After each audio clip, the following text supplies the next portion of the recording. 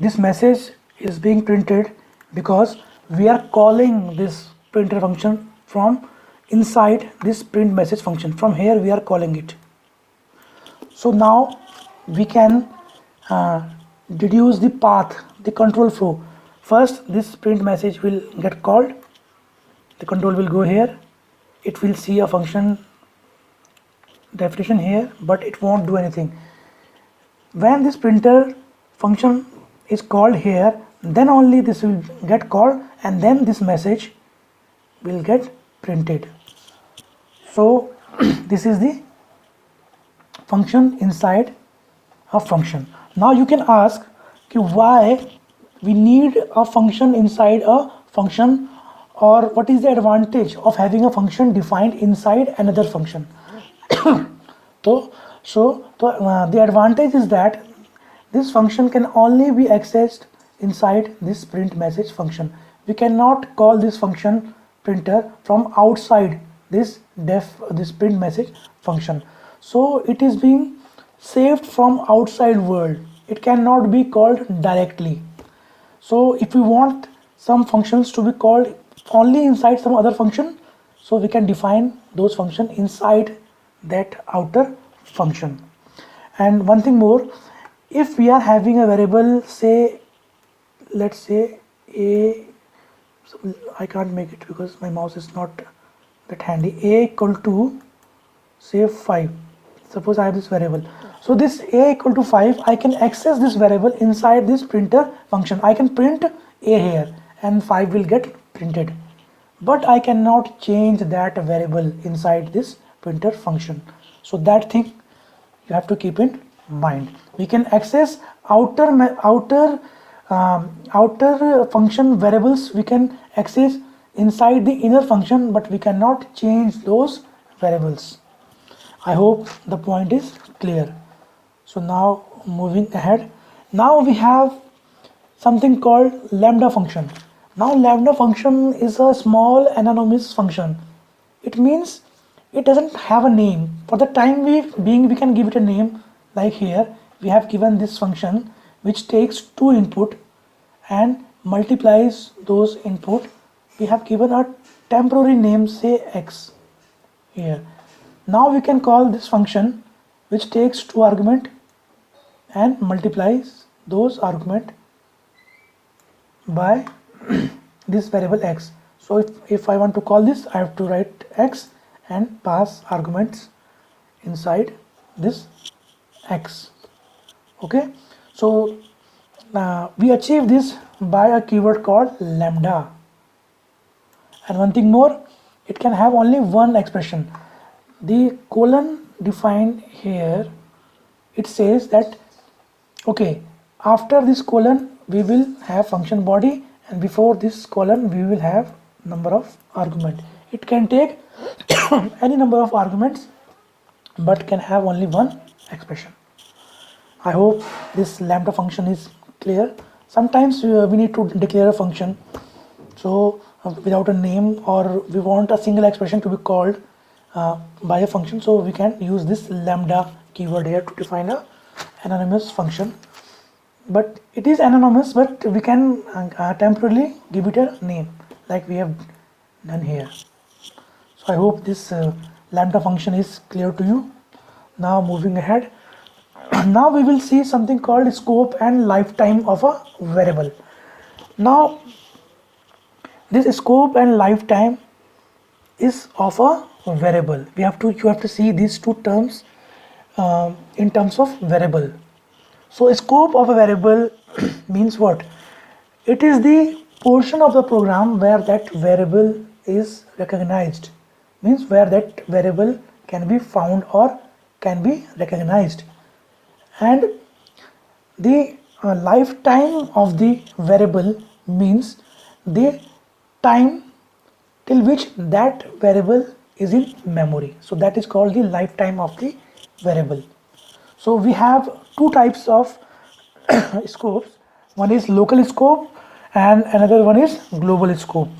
Now local scope.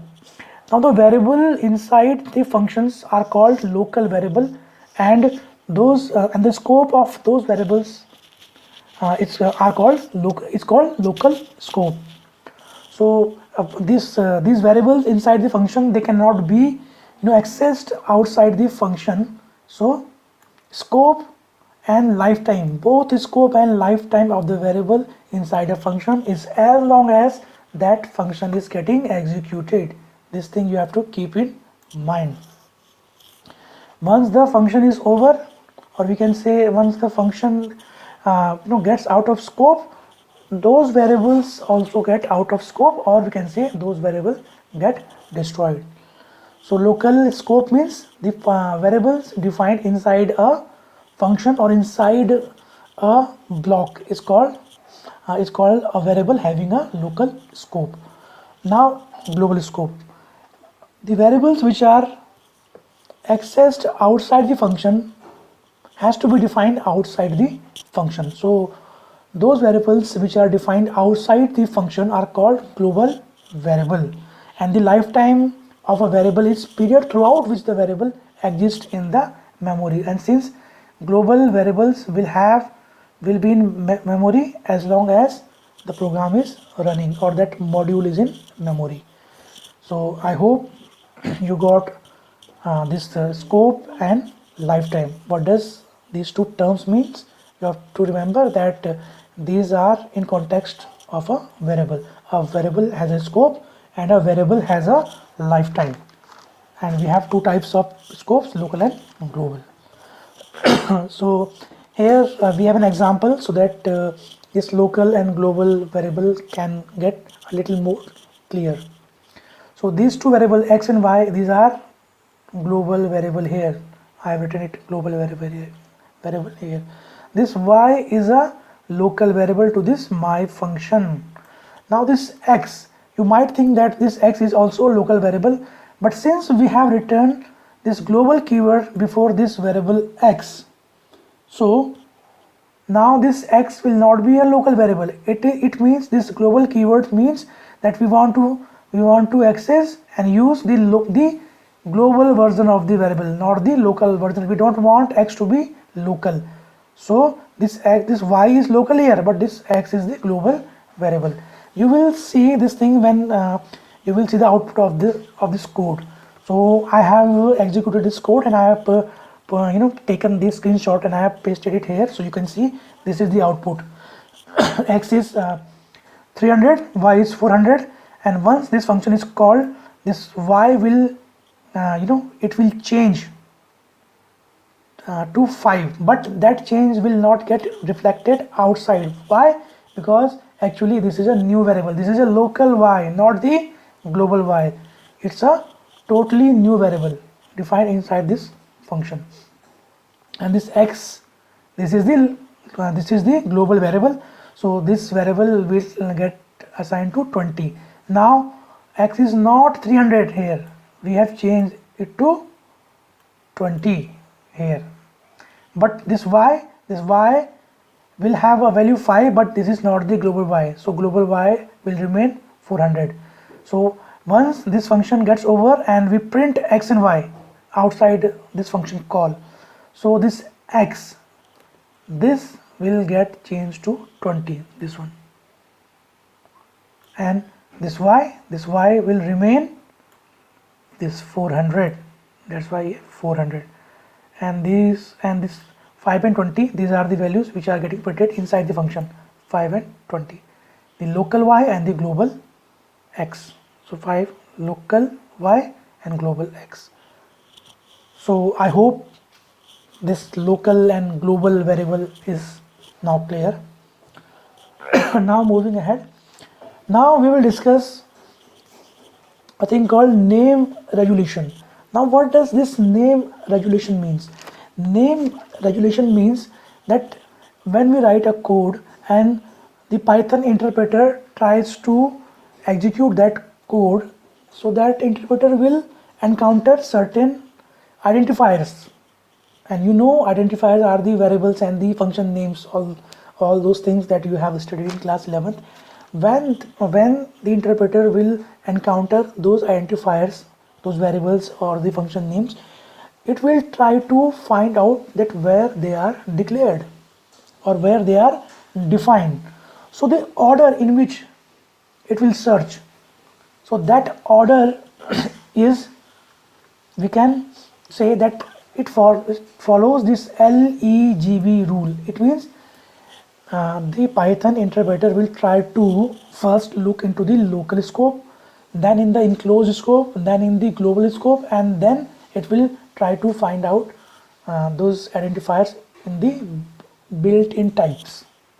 So it will be more clear once we discuss this code here, which I have put it here. So you can see we have a variable, we have two variables x and y having values 10 and 20. Then we have this outer function, and then we have a inner nested function, inside function. Inside the outer function we have this inner function. Now the first this outer function will get called, and this will get executed. Now this z will be assigned value 30, and after that this function is defined, so it will not get executed. First this statement will run. After that, because this is the function call, after this will get executed. So as soon as the interpreter will encounter this inner identifier, it will try to find out this in its local scope. So this L1, this L, local. So the local scope of this inner is inside this outer function. So it will find out, okay, here it is defined. So this inner is locally defined.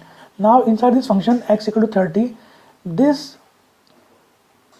when this will try to print this thing x, so it will try to find out that where this x is defined. So it will first try the L, local.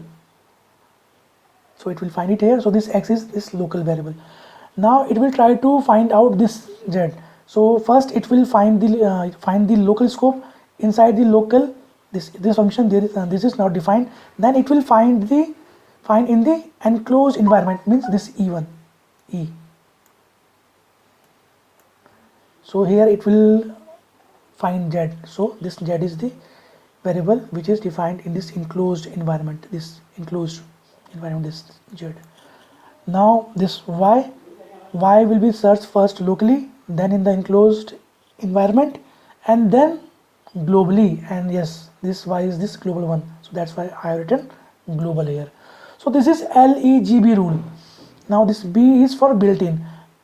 This len function, it is built-in function, so it will neither be found in local, not in enclosed, or not in the global namespace, or it will be namespace is the area where we are finding this variable. So this len is in the built-in namespace. It means it is built-in function. So whenever the interpreter tries to resolve a variable or identifier's name, it follows this LEGB, local, enclosed and global, and then built-in, this LEGB rule, and we call this LEGB rule. So I hope this name resolution, the meaning of name resolution and this meaning of LEGB rule is now clear to you. Now function arguments. Now as we all know that function need to be defined first, and then we call them. I am talking about the user defined function. So when we call function, we have to, if that function takes certain arguments, we have to pass those arguments inside the function. So there are different types of functions and different types of arguments and parameters. Different types means we have different ways of calling them or passing the argument. So these types we are divided mainly into these four types. We can say the first one is the required argument or the positional parameters, calling a function through positional parameter, we say like this. Then we have this keyword arguments, then we have this default arguments, and finally we have this variable length argument. So we are going to see all these one by one. So let's see the first one, that is positional argument. And I have written the code, and I have run the code, and then I have pasted the screenshot. I did not wanted to make this lecture long and big in size, so I just pasted the screenshots here so that we can understand what is happening. So now we are trying to understand this positional or required argument. So here we have defined a function called diff of square, and here we are calling this function diff of square and passing this 5 and 6 argument, and then we are printing this output R here. So this type of argument passing, where we pass the argument directly, so this type of argument passing is called positional argument. You have a required argument passing. We need to, because this function, it takes 2 argument, so we have to pass 2 argument and in the same order. So this order matters here. If we will pass 6 and 5, then 6 will get assigned to x and 5 will get assigned to y. So this type of parameter passing is called positional parameter passing or required argument passing. So I hope it's clear. It means number of we have to see number of arguments in the function, that how many argument it takes, and we have to keep in mind the order. So in the the number and type of argument must match while calling the function. So this type of argument calling or function calling, you can say, is called positional or required argument passing. So I hope this is clear. And this function is it is doing nothing, it's just squaring those values and finding the difference. So that's why we have minus 11 here, because we are passing 5 and 6. So x square is 25 and y square is 36. So 25 minus 36 is minus 11. So I hope it's clear. Now the second type of argument passing is called keyword or named argument passing. Again, I have defined a function here and I am calling this function here. So you can see, while calling the function, I am passing the name of the parameter along with the values. Here this function takes 2 parameters, name and age. I am saying okay, age equal to 18 and name equal to Mohit. This type of function calling is it is supported by Python only. The language prior to Python, they did not supported this thing, this keyword or named argument passing. They supported this thing, this positional or required argument passing. So this is the first time or the first language which is supporting this keyword or named argument passing. In this, while calling the function, we have to write the name of the parameter and we have to assign value to it. So we can do it in any order. We can say func and name equal to Mohit, comma, age equal to 18. So since we are giving the name, so the order doesn't matter here. So we can put name equal to Mohit and age equal to 18. Name will go to name and this age will go to age. So this type of parameter passing is called keyword or named argument passing. So I hope this is clear, and the output you can see Mohit and 18 here. Now default argument parameter passing. Now first of all you have to understand that what are default arguments or parameters. In the function definition, the values on the variables that we use here, they are called parameters, and while calling the function, we call those parameters arguments. Okay, so while calling we call them arguments, and in the definition we call them parameters. While calling we can also call them actual parameters, and while defining we can call them formal parameters. I hope this is clear, what is formal parameter and what is actual parameter. So default argument passing, default argument passing means we have to define a function. Once again, so we have defined this sum function here, and we have, what we have done is that we have assigned this 3 to x and 4 to y in the function definition. This thing you have to be very clear, we have to do it in the function definition, not in the function calling. In the function definition we have to assign the values.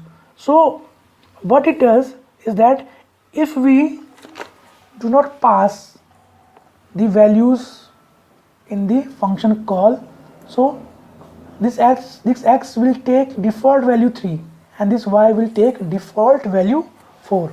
So here we are calling this function sum without passing the argument. So x will take the default value of 3 and y will take the default value of 4, and this r will become 7, and that's why this 7 is printed here. Now in this second call I am passing only x equal to 4. I am calling it by name. It's named argument passing. So x equal to 4 and I have not passed y. So since I have not passed y, y will take the default value 4. So x is 4 and y is 4, and this sum will return 8. And the third one I am passing y and I am not passing x. So y will be 45 and x will take the default value, that is 3. So we have this 48 here. So I hope now this default argument, what are default arguments and what is default argument passing, I hope you got it. The thing that you have to remember is that you have to assign the values to the parameters in the function definition, okay? And if you are assigning values in the function calling, then this is not default, this is keyword argument passing. And when you are assigning values in the function definition, so this is default argument. One thing you have to keep in mind is that default arguments are to be placed after the positional argument. So in this function we don't have positional argument, but suppose if we would have a positional argument, so that would have been placed here first, then comma, then default argument. It means default argument must start from right side, from this side. Okay, now variable length argument. Till now we have seen the fixed length arguments. Now here we have defined a function called sum, and we want that this function takes any number of arguments. So how we can convince compiler to take and to assign this sum with any number of arguments? So for that we use this symbol called this asterisk, and then we use a variable here. It can be anything, but this asterisk is important. What it means? It means that this function takes variable length argument. So we can call, see here we have called this function with 2 arguments and here with 3 arguments. So what this function is doing, it is traversing this var tuple list, tuple, and then accessing all the elements in this var tuple and then adding this thing. So as you can make it out that this argument is being passed in the form of a tuple, and we can access a tuple with a for loop, and then we have to do what this function needs to do. So that's why we have sum of 70, 60 and 50 here. When you pass 70, 60 and 50, see 180, and when you pass 4 and 5, we have this 9 here as output. So I hope this default and variable length argument passing is clear to you. So let's move forward. Now here we are taking multiple type of we are calling a function with multiple type of argument. You can see this function, we have defined a function func, and now we are calling this function func. So this parameter with this argument, it is positional argument, because we are not assigning named parameter here. We are just passing Mohit as a value, and second, this is the keyword or named argument. So this is the named argument and this is the positional argument. So we can call a function with multiple type of arguments. So but you have to keep these three things in mind, that an argument list must contain positional argument followed by keyword argument. Means positional argument must be this positional keyword argument must be followed by positional argument. First positional argument and then keyword arguments. And second thing that you have to keep in mind is that we cannot specify keyword arguments values more than once. We cannot call here. We cannot put comma here and say a is equal to 19. We can't do that. And the third one that I have discussed already, that non-default argument means positional argument which are not default, positional or named argument which are not default cannot follow the default argument. It means default argument must start from right hand side. Like I will go back in slide, see here. So this y equal to 4, it has this argument, this default argument must be starting from left, sorry, from right, not left, from right. So I hope this thing is clear, that non-default argument, it means this positional or parameter, this keyword argument, this argument cannot follow the default argument. They will come first and default will come at last. So we can say that default argument should start from right hand side of the parameter list. So I hope this thing is clear. Now flow control of function. So here we are going to understand that when functions are called, what actually happens. So here we have defined four functions, f1, f2, f3 and f4, and we have called this f3 here.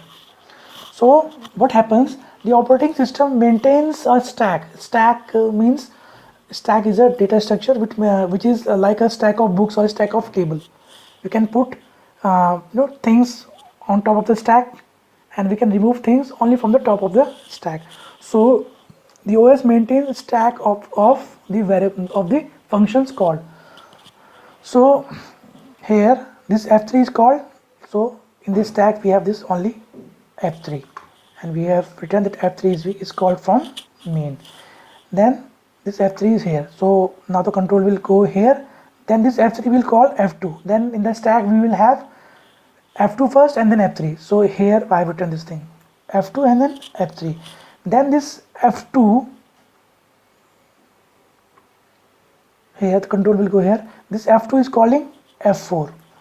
So we will have this f4 above f2 in the stack. Now we are having three function stacks, three functions inside the stack, 1, 2 and 3. Now this f4 function here f4, this f4 function is not calling any other function, it is just printing any. So now this function will print this any and will go out of scope, and then only f2 and f3 will remain here. See, f2 and f3. Now this f2, where is this f2? After calling it as f4, it will print mini. So now it will print mini and then this f2 will go out of scope and only f3 will remain. So here we have only f3. Now this is f3. After calling f2 will print, this f3 has called this f3 after calling f2 will print mini. So this f3 is printing mini here, okay, and after printing mini it will call f1. So we will have f1 over f3 now. So here you can see we have f1 over f3. So now this f1 will get called. This f1 is not calling any other function, it is just printing moi. So this f1 is printing moi here, and then this f1 will end, and finally we will have f3 left, and finally this f3 will end. So here this is the stack and this is the order. You can see the order from down to upward. and this thing will get printed ini mini mini mo. So that's why we have this output here, ini mini mini mo here. So you can see ini mini mini mini mo. So this is how function get called, and you have to remember that OS maintains a stack, and once a function call another function, the stack keeps building up, and when that function goes out of scope, it is pulled out of the stack. So I hope this flow control of function is clear to you. Now, mutable and immutable properties of data objects with respect to functions. I think we will discuss it in the second part of the video. Till now we have discussed about the flow control of function, and I hope that this thing is clear to you. Rest things we will discuss in the next part of the video. For now, goodbye. Thank you.